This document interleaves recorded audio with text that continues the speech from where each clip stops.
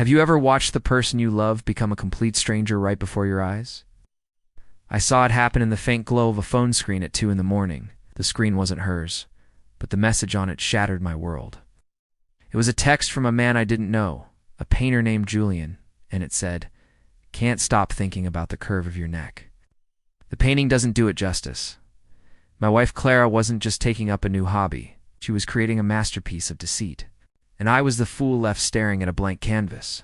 The smell of turpentine on her clothes suddenly made sense, and it was a scent I would come to associate with betrayal. I knew in that cold, silent moment that our marriage wasn't just cracked hit, was irrevocably broken. If you genuinely enjoy our stories, please subscribe to the channel. Tell us where you're from and what time it is right now. It's always fascinating to know how far our story flows. For 10 years, I thought we had it all. A brownstone in Lincoln Park, Chicago. Weekends spent by the lake. A life built on what I believed was mutual trust and respect. I was a partner at a downtown law firm, working punishing hours to give her the life she said she wanted. When Clara announced she wanted to take up painting, I was her biggest supporter. I paid for the classes at a small, chic studio in the West Loop, bought her the expensive oils and canvases, and praised the clumsy, abstract shapes she first brought home. "It's my therapy," she'd say, her eyes shining with a newfound passion I hadn't seen in years. I was proud. I was also an idiot. The strange behavior started subtly. Late nights that were once for inspiration at the studio became all-nighters. She'd come home smelling of turpentine and cheap red wine, her clothes slightly disheveled. When I'd ask, she'd just laugh it off. "The creative process is messy, darling." Then came the coldness. The easy intimacy we once shared evaporated. She'd flinch if I touched her shoulder, and our conversations became minefields of accusation. "Why are you so needy lately?" She'd snap if I asked about her day. "Can't I have one thing for myself?" The villains always feel untouchable in the beginning. Her and Julian. I found his name on a receipt tucked into her purse at dinner for two at a ridiculously expensive Italian place on Rush Street, paid for in cash. The restaurant was famous for its dark, secluded booths. I could picture it perfectly. Her, laughing, that throaty laugh that used to be just for me. Him, leaning in close, his hand on her arm. The discovery was a slow, agonizing poison. A second phone, hidden in her art bag. Texts filled with sickeningly sweet nothings and explicit plans. "Your husband is a fool," one of his messages read. "He works all day so we can play." He was right. I was a fool. Humiliation burned in my gut, hot and acidic. I'd see them everywhere, in the smirks of strangers, in the knowing glances of the baristas at our local coffee shop. The city felt like it was mocking me. One night, I followed her. She didn't go to the studio. She went to a loft apartment building just off Michigan Avenue. I watched from my car across the street as she buzzed, and a moment later, a light flicked on in a third-floor window. The silhouette of a man appeared, and he pulled her into an embrace that was anything but artistic. That was the night I broke. I drove to the edge of Lake Michigan, the city lights blurring through my tears, and I screamed until my throat was raw. The loyal, loving husband was gone. In his place, something cold and strategic began to form. The lawyer in me took over. My grief turned to ice, then to steel.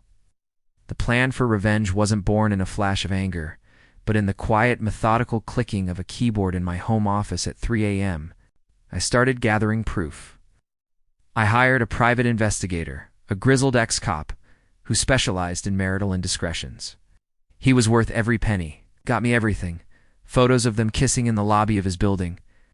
Videos of them entering a boutique hotel in the Gold Coast. Bank statements showing the money I earned being spent on his lavish lifestyle. While Clara was painting, I was building a fortress of evidence. I set the traps, both legal and social. I started the divorce proceedings silently, filing on grounds of adultery and citing dissipation of marital assets. My petition included a detailed list of every dollar she had spent on him, from his rent to his art supplies. I contacted the owner of the gallery where Julian had a small, upcoming exhibit, a man I happened to know through a pro bono case I'd handled. I didn't say much, just that he might want to vet the character of the artists he chose to represent. Then, I waited for the night of his gallery opening. It was the event Clara had been looking forward to for months, the night her mentor would finally be recognized. She bought a new dress, a shimmering backless number that cost more than my first car. She looked beautiful, and the sight of her made me sick.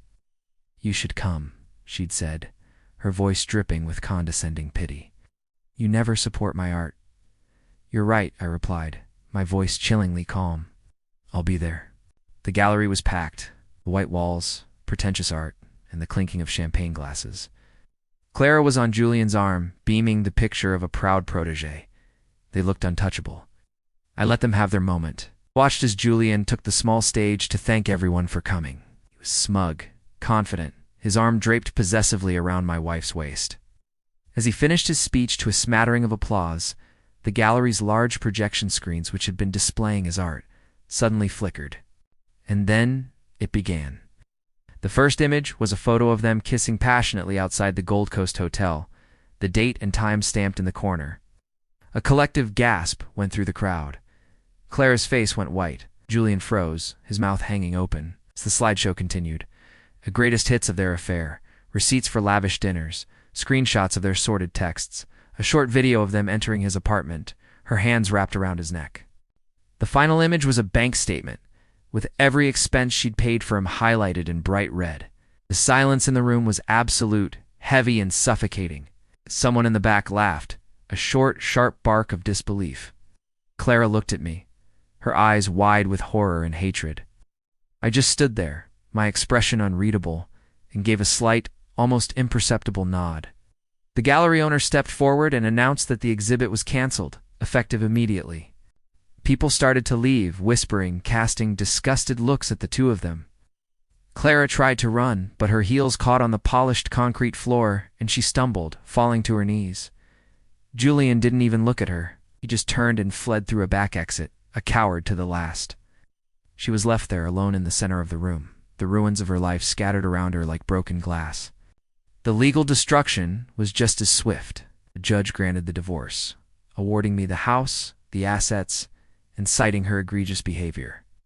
She was left with nothing but the clothes on her back and a mountain of debt. Her social circle, the one she cared so much about, vanished overnight. She was a pariah.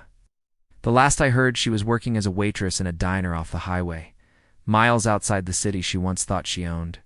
Sometimes I walk by that diner, park across the street in the dark, and just watch the flicker of the neon sign. I don't feel anger anymore, or even satisfaction. It's just a quiet, hollow emptiness.